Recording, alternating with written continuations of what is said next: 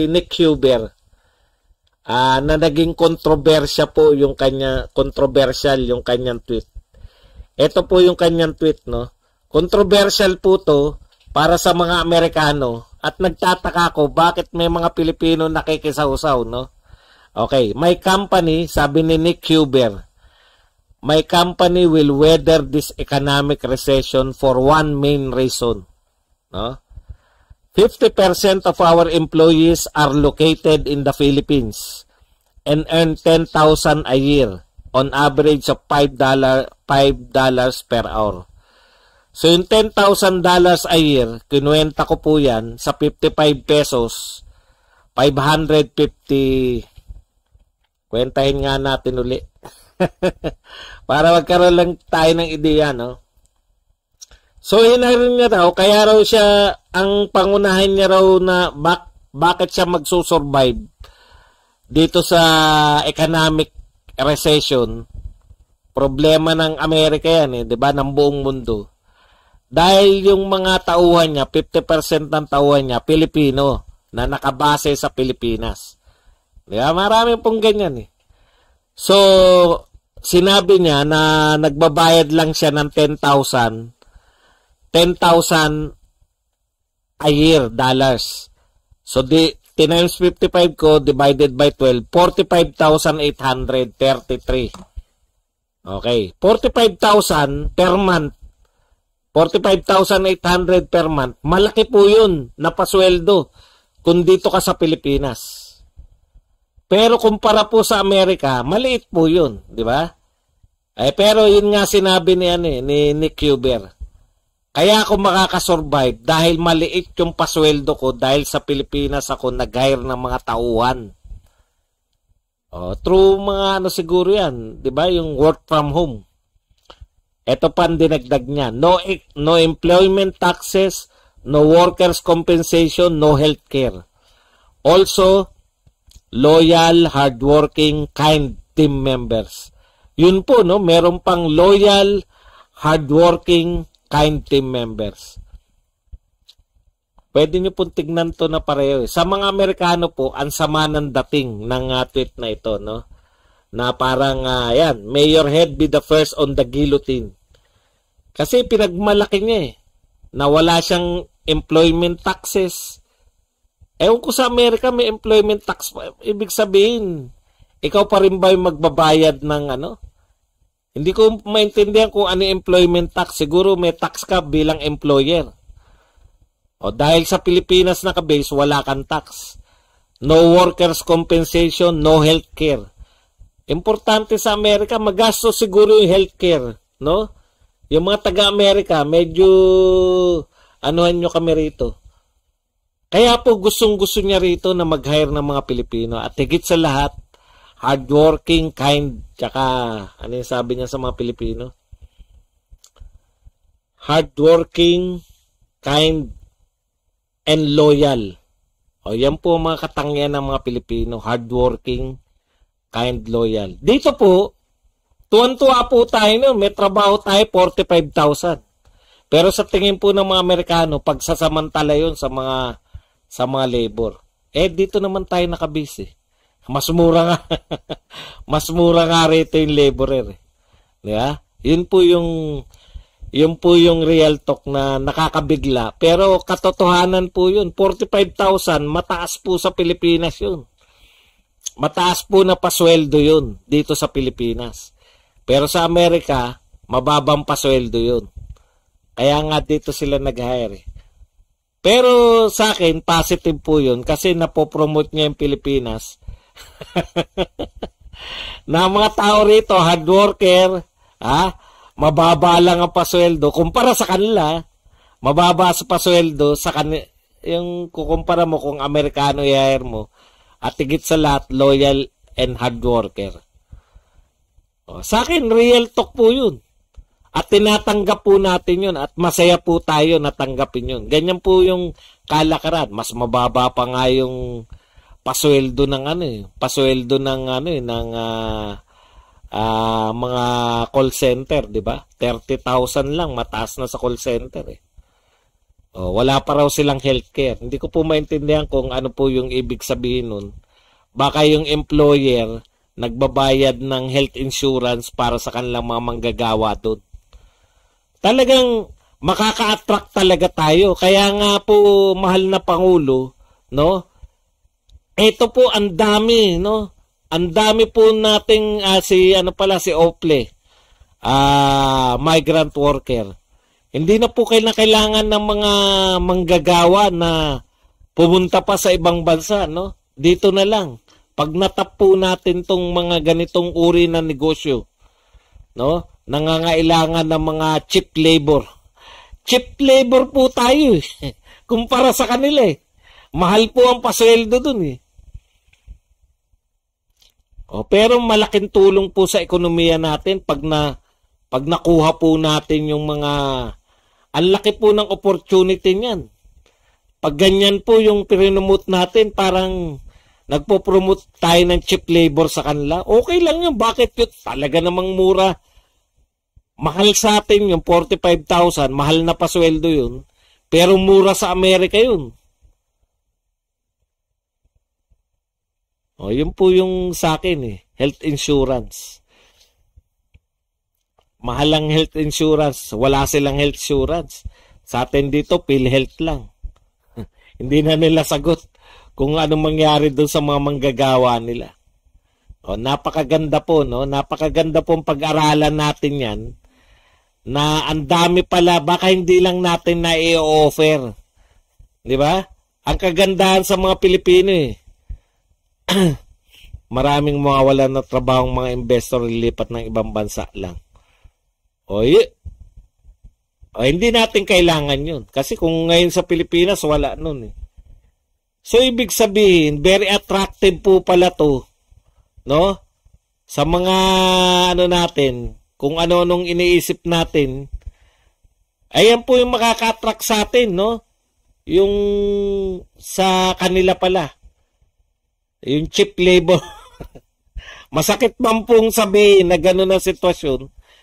Diyan po nagsimula yung China eh. Yung pag-unlad ng China eh. Inattract nila lahat ng mga malalaking kumpanya. Mura rate on labor sa amin. So nagtayo ng kumpanya doon yung Apple. Nagtayo doon ng iba't ibang kumpanya sa buong mundo. Doon ang manufacturing. Kaya lahat po made in China na lahat eh.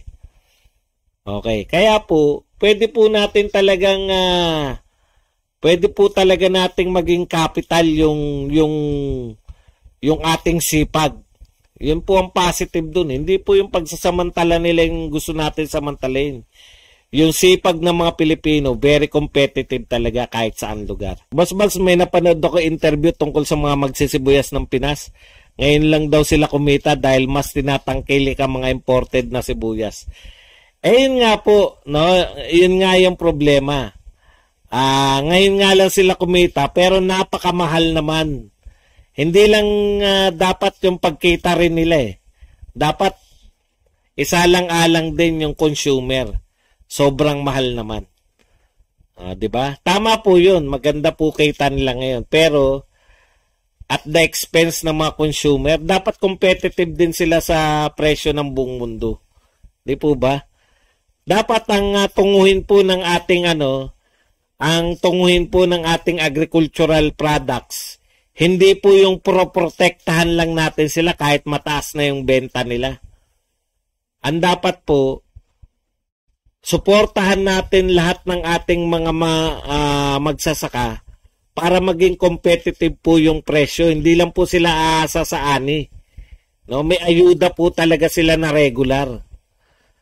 Para po hindi man nila mataasan ng presyo, kumikita po sila sa pamamagitan ng ayuda. Ang problema po ni Remulla, halimbawa po, magaling namang mga abogado eh. Dating congressman yung abogado. Dahil siya po ay DOJ, ano po mangyayari kaya pagka ang anak niya ay napawalang sala? Ang hirap po i-explain nun kahit po talagang napawalang sala. No? Yun yung problema ng yun po yung problema. Okay lang kung ang anak niya na convict, walang problema dahil sisikat pa siya. Kita nyo nga yan, kahit DOJ. Dalawa po yung pwedeng mangyari. Pwedeng makonvict, pwedeng mapawalan sala eh. Ayun yung magiging problema natin. Hindi naman natin pwedeng sabihin na, kasi may pangyayari na yung sino artista na pogi? Mark Anthony. Diba ganyan din ang kaso, napawalang sala. Pero wala tayong naging usapin nung lumaya na si Mark Anthony. Dito may dahil siya ay DOJ. Yun ang problema rin. Yun ang problema niya. No? Kahit hindi niya po ginagawa, pwede po siyang paghinalaan. Pwede mapalaya kung pareho sila ni Mark Anthony. Si Mark Anthony nga, napalaya eh. Alam niyo yung ibig ko sabihin? Zelensky po nagpunta sa US ngayon nang hingi na naman ng budget. No? Kaya nga po eh. Halatang halata po, nakikita po natin. At yan po ang nakikita po sa buong mundo. Parang okay na rin naman sa Amerika. Sa mga American people. Parang hindi naman nila kino-question si Zelensky na binibigyan nila. So far, ang naibigay na po ng Amerika, $100 billion na para po kay Zelensky, para po magpatuloy siya ng kanyang pakikipagdigmaan sa Russia. No? Kaya lang ito po ang nakikita namin. No? Kung US, ibig sabihin, kaya po nakakalaban yung Zelensky, hindi po yung dahil yung Ukraine, no? Hindi po dahil yung Ukraine ay may kakayahan siyang mag-resist sa Russia. Kung hindi, dahil sa tulong ng iba't ibang bansa. Pangunahin pong nagbibigay ng tulong yan, nga 100 billion na so far, more or less, yung naibigay na tulong ng Amerika. Pangalawa pong nagbibigay ng tulong dyan, UK. Ayan, tapos yung mga bansa sa Europe. Ang question, pag ba nawala yung suporta nila, kakayanin ng Ukraine na i-resist pa yung Russia? Malamang hindi na, di ba? So, ibig sabihin, proxy war talaga yung nagaganap, no? Kasi, pag tinigil ng USA yung pagbibigay ng suporta sa Ukraine, talagang babagsak na yung Ukraine. Ngayon, yun naman pala, no? Yun naman pala. Wala po, sa tingin ko originally, ayaw po rin magtagal ng Russia yung labanan na yan, no? Kung yung suporta lang po ng US, yung nagmamatter, kaya po yung Ukraine ay nag-exist o nagpapatuloy sa pakikidigma sa Russia, ibig sabihin, ang laki talaga ng power ng US para matigil yung gera kung gusto nila. Hindi ko naman po sinasabi na pasukuin niya yung Ukraine, no? Yung honest, kung magiging honest po yung US na gusto niya matigil yung gera, di ba? Pwede niyang kausapin both sides na titigil na yung gera Ako na, sagot ko na yun si Zelensky. Kausapin niya si Putin. Heart to heart. Sagot ka na yan si Zelensky, kaya kong patigilin yan. Hindi na atake yan. O ikaw, anong gusto mo Putin? Mag-usap tayo para matigil na tong gera na to. Kaya niya Kaya niya kontrolin si Zelensky. Kaya lang hindi niya ginagawa. Bakit hindi ginagawa ni Zelensky, ni Joe Biden o ng Amerika na patigilin na siya yung susi para matigil yung gera Yung Russia, gustong-gusto na ng Russia na kasi meron na saving face yung Russia Yung Donetsk, ano yung mga bumoto na maging bahagi ng Russia. Meron na hindi na po sila napahiya sa kanilang sinagawang paglusob sa Ukraine. Dahil meron na silang lugar na bumoto na sila ay pabor na maging bahagi na Russia. Okay na yun sa Russia. Pero hindi nyo na mababawi yun eh. Kahit tumulong yung US ng direkta eh. Hindi na papayag yung Russia na mabawi yun eh. Kinakailangan lang din ng Zelensky na so at tingin ko kung pagsisikapan talaga, kung gusto talaga ng US na matigil na yung gera, yun na kung gusto ng US. Ang problema, mukhang hindi gusto ng US eh.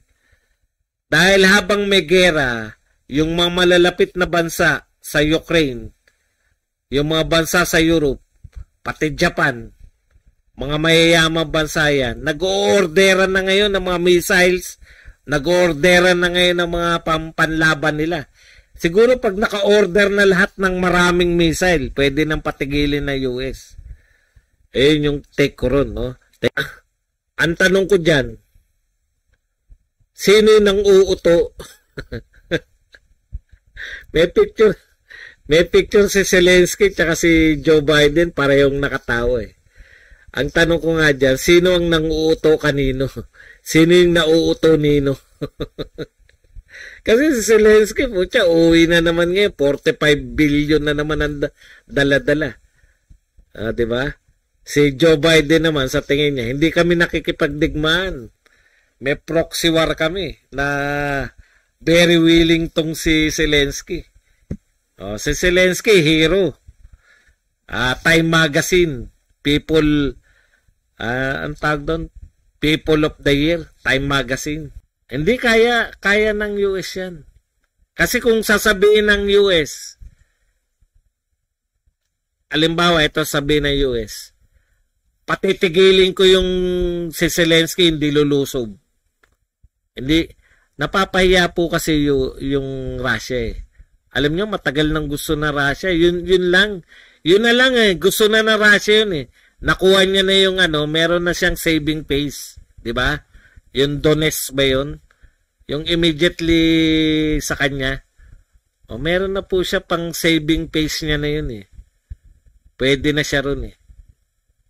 Yung si Zelensky naman, wala namang sasaluhing mukha na yan dahil nanghihingi nga ng tulong sa ibang bansa eh. So, ibig sabihin, pag hindi siya pumayag na tumigil, halimbawa sabi ng US, tumigil ka na, tapos hindi siya pumayag, putya, di, ang dali lang sa US na mag-create ng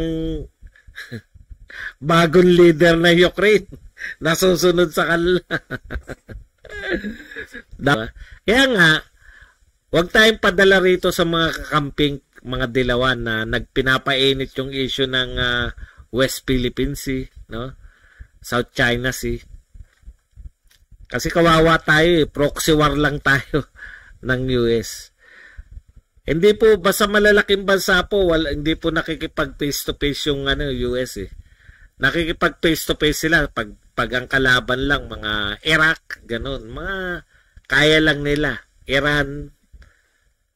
Pero yung yung kalaban, Russia, o kaya China, hindi yan. Boss, tanong lang kung mag-import tayo ng asukal ngayon, hindi ba ibig sabihin na tama lang ang desisyon noon pa na mag-import tayo pero ito ay pinatigil? Pwede. Di ba? Pwede kasi kung tignan nyo hindi naman dahil yung personalidad na hindi nila pinaglaban eh, pero pwede pala eh. Kasi ang purpose nila, wag tayong mag-import kasi mag-aani na eh. Putya, umani na wala namang hindi bumaba. Hindi naman bumaba. Pwede rin namang sinadya, no? Nang manaapektuhan. Yung sindikato nga, may sindikato, di ba? Na nag-import. Pwede rin naman sinadya nila na ayaw mo kaming Hindi lang naman simpleng yung pag-import yung sindikato dyan sa asukal eh. Pati hoarding yan, etc. Sanga-sanga na yan eh. Gusto nilang marami tinanggal si Bongbong eh, si Pangulong Marcos eh. Gusto nilang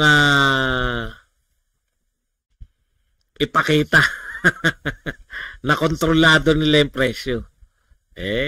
Kung ikaw ang Pangulo ng Pilipinas, bakit ka papasok sa kanila? Pwede yun. Pwede rin tama yun. Pwede rin. Kaya lang, ang problema nga ron,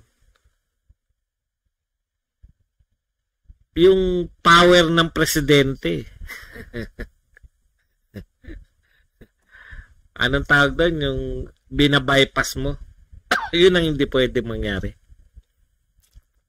Lumulusob ba si Zelensky, boss? Diba dumidepensa lang naman sila?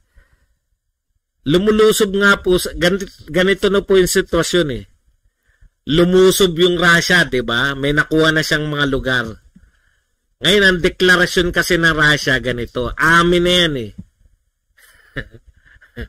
Defensive ako. Diba? Okay. So, pag defensive ako, hindi nyo ako pwedeng lusubin. Pwede akong gumamit ng nuclear weapon. Yan yung, iniiwasan din naman ng US yun eh. Kaya pang hanggang depensa lang. Hanggang depensa lang yung bawal ayaw din ng US na gamitin yung armas nila doon sa Russia mismo. So ang compromise yata siguro ako tingin ko ang compromise nila ni Zelensky hanggang diyan lang kayo sa pagbawi sa nakuha na Russia. Pero hindi kayo pwedeng umabante sa Russia. Gagamitin yung mga weapons na binigay namin para yung Russia sa Russia na mismo. Wala pong nagagalaw na Russian soil. Yun po ang tinitiyak natin.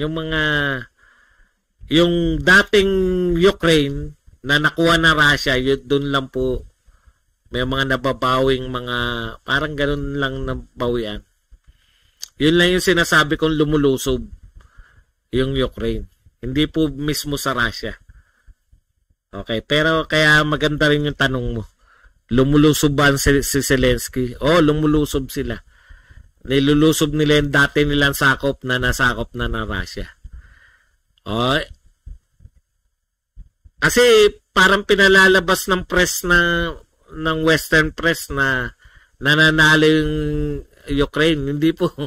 Wala po sila kahit isang inch ng Russia dati na nakuha nila. Yung kung sinasabing nananalo, nakakabawi lang sila ng mga dati nilang teritoryo.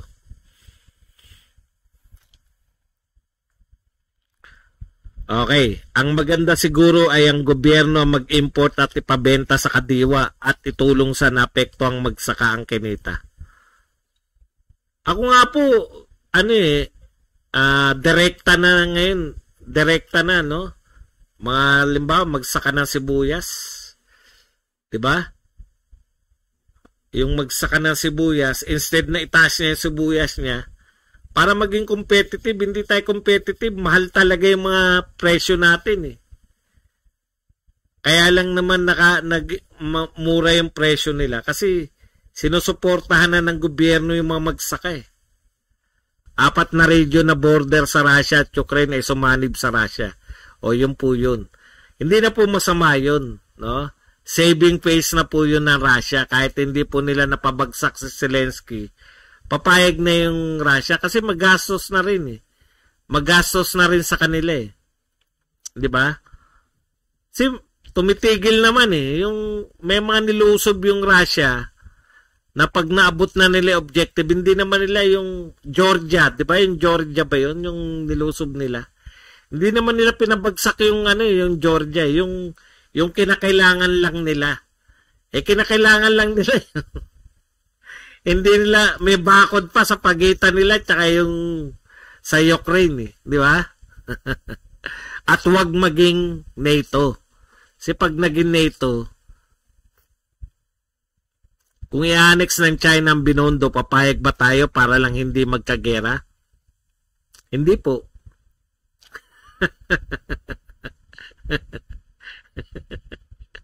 Hindi tayo papayag, Ronald Cabalcar.